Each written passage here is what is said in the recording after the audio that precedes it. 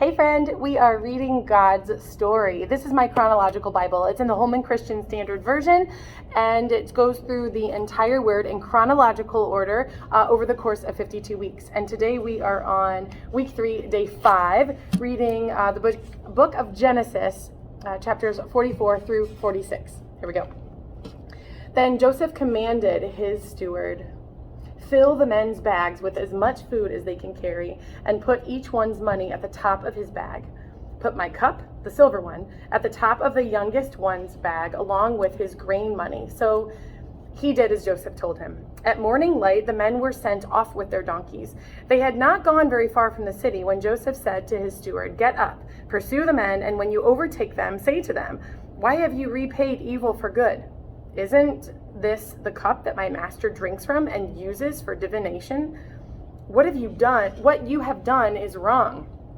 Then he overtook them, and he said these words to them. They said to him, "Why does my Lord say these things? Your servants could not possibly do such a thing. We even brought back to you from the land of Canaan the money we found at the top of our bags. How could we steal gold and silver from your master's house? If any of us is found to have it, he must die, and we also will become my Lord's slaves." The steward replied, "What you have said is right, but only the one who is found to have it will be my slave, and the rest of you will be blameless." So each one quickly lowered his sack to the ground and opened it. The steward searched, beginning with the oldest and ending with the youngest, and the cup was found in Benjamin's sack. Then they tore their clothes, and each one loaded his donkey and returned to the city. When Judah and his brothers reached Joseph's house, he was still there. They fell to the ground before him. "What is this you have done?" Joseph said to them. "Didn't you know that a man like me could uncover the truth by divination?" "What can we say to my Lord?" Judah replied. "How can we plead? How can we justify ourselves? God has exposed your servant's iniquity. We are now my Lord's slaves, both we and the one in whose possession the cup was found." Then Joseph said, "I swear that I will not do this. The man in whose possession the cup was found will be my slave. The rest of you can go in peace to your father." But Judah approached him and said, "Sir, please let your servant speak personally to my Lord. Do not be angry with your servant, for you are like Pharaoh." My Lord asked his servants, "Do you have a father or a brother?" And we answered, "My Lord, we have an elderly father and a younger brother, the child of his old age. The boy's brother is dead. He is the only one of the mother's sons left, and his father loves him. Then you said to your servants, 'Bring him to me so that I can see him.' But we said to my Lord, 'The boy cannot leave his father. If he were to leave, his father would die.' Then you said to your servants, 'If your younger brother does not come down with you, you will not see me again.' This is what happened when we went back to your servant, my father. We reported your words to him. But our father said, 'Go again and buy us some food.' We told him, 'We cannot go down unless our younger brother goes with us.' So if our younger brother isn't with us, we cannot see the man. Your servant, my father, said to us, 'You know that my wife bore me 2 sons. One left. I said he must have been torn to pieces, and I have never seen him again. If you also take this one from me and anything happens to him, you will bring gray hairs down to Sheol in sorrow.' So if I come to your servant, my father, and the boy is not with us, his life is wrapped up with the boy's life. When he sees that the boy is not with us, he will die. Then your servants will have brought the gray hairs of your servant, our father, down to Sheol in sorrow. Your servant became accountable to my father for the boy, saying, 'If I do not return him to you, I will always bear the guilt for sinning against you, my father. Now please let your servant remain here as my Lord's slave in place of the boy. Let him go back with his brothers. For how can I go back to my father without the boy? I could not bear to see the grief that would overwhelm my father." Chapter 45. Joseph could no longer keep his composure in front of all his attendants, so he called out, "Send everyone away from me."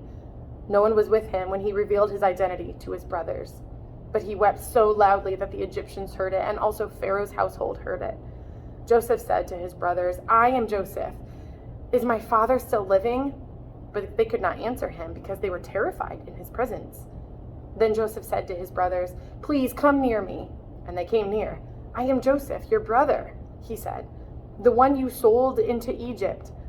And now don't be worried or angry with yourselves for selling me here, because God sent me ahead of you to preserve life. For the famine has been in the land these 2 years, and there will be 5 more years without plowing or harvesting. God sent me ahead of you to establish you as a remnant within the land and to keep you alive by a great deliverance. Therefore, it was not you who sent me here, but God. He has made me a father to Pharaoh, lord of his entire household and ruler over all the land of Egypt.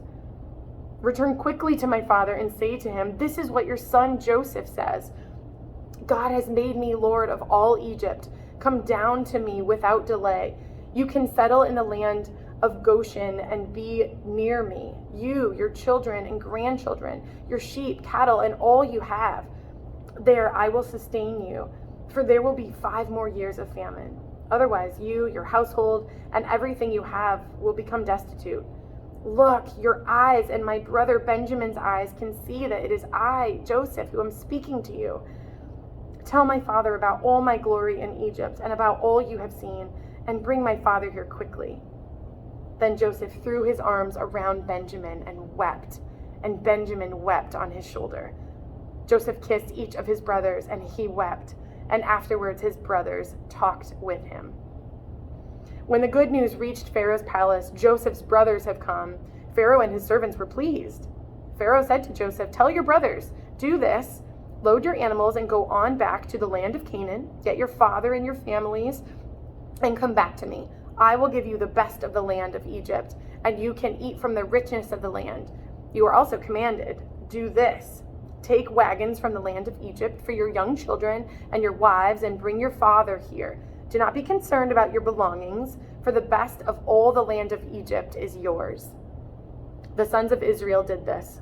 Joseph gave them wagons as Pharaoh had commanded, and he gave them provisions for the journey. He gave each of the brothers changes of clothes, but he gave Benjamin 300 pieces of silver and 5 changes of clothes. He sent his father the following: 10 donkeys carrying the best products of Egypt, and 10 female donkeys carrying grain, food, and provisions for his father on the journey. So Joseph sent his brothers on their way, and as they were leaving, he said to them, 'Don't argue on the way.' So they went up from Egypt and came to their father Jacob in the land of Canaan. They said, 'Joseph is still alive, and he is ruler over all the land of Egypt.' Jacob was stunned, for he did not believe them. But when they told Jacob all that Joseph had said to them, and when he saw the wagons that Joseph had sent to transport him, the spirit of their father Jacob revived. Then Israel said, 'Enough! My son Joseph is still alive. I will go see him before I die.'"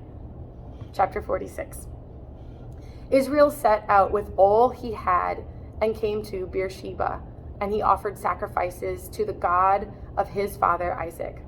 That night, God spoke to Israel in a vision. "Jacob, Jacob," he said. And Jacob replied, "Here I am." God said, "I am God, the God of your father. Do not be afraid to go down to Egypt, for I will make you into a great nation there. I will go down with you to Egypt, and I will also bring you back. Joseph will put his hands on your eyes."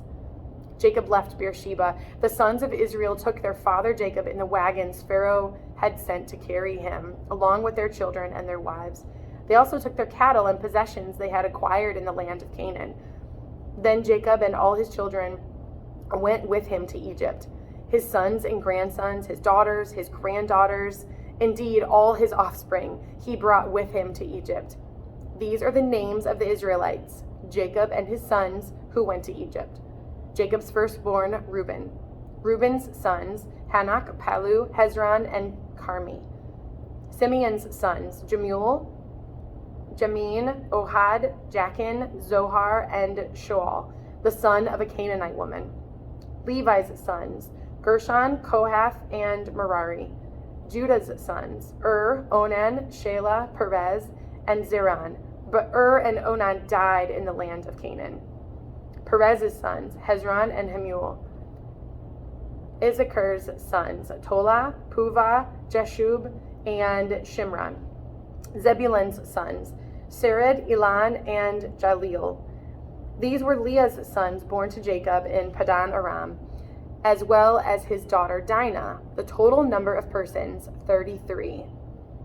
Gad's sons, Ziphion, Haggai, Shuni, Ezbon, Eri, Arodi, and Areli. Asher's sons, Imnah, Ishva, Ishvi, Barai, and their sister Sirah. Barai's sons were Heber and Malkiel. These were the sons of Zilpah, whom Laban gave to his daughter Leah, that she bore to Jacob, 16 persons. The son of Jacob's wives, Rachel, Joseph and Benjamin. Manasseh and Ephraim were born to Joseph in the land of Egypt. They were born to him by Asenath, daughter of Potiphera, a priest at On.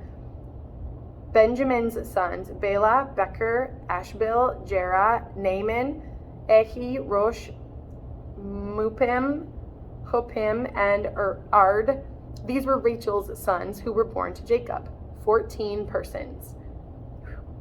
Dan's son, Hushim. Naphtali's sons, Jaziel, Guni, Jezer, and Shilem. These were the sons of Bilhah, whom Laban gave to his daughter Rachel. She bore to Jacob, 7 persons. The total number of persons belonging to Jacob, his direct descendants, not including the wives of Jacob's sons who came to Egypt, 66. And Joseph's sons were born to him in Egypt, 2 persons. All those in Jacob's household who had come to Egypt, 70 persons. Now Jacob had sent Judah ahead of him to Joseph to prepare for his arrival at Goshen.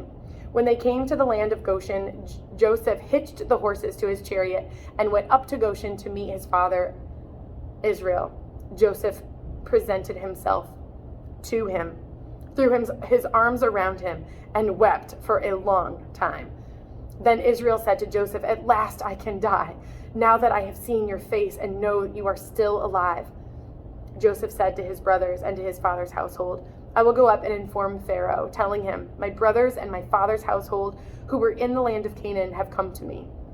The men are shepherds. They also raise livestock. They have brought their sheep and cattle and all that they have. When Pharaoh addresses you and asks, 'What is your occupation?' you are to say, 'Your servants, both we and our fathers, have raised livestock from our youth until now.' Then you will be allowed to settle in the land of Goshen, since all shepherds are abhorrent to Egyptians." We'll see you tomorrow.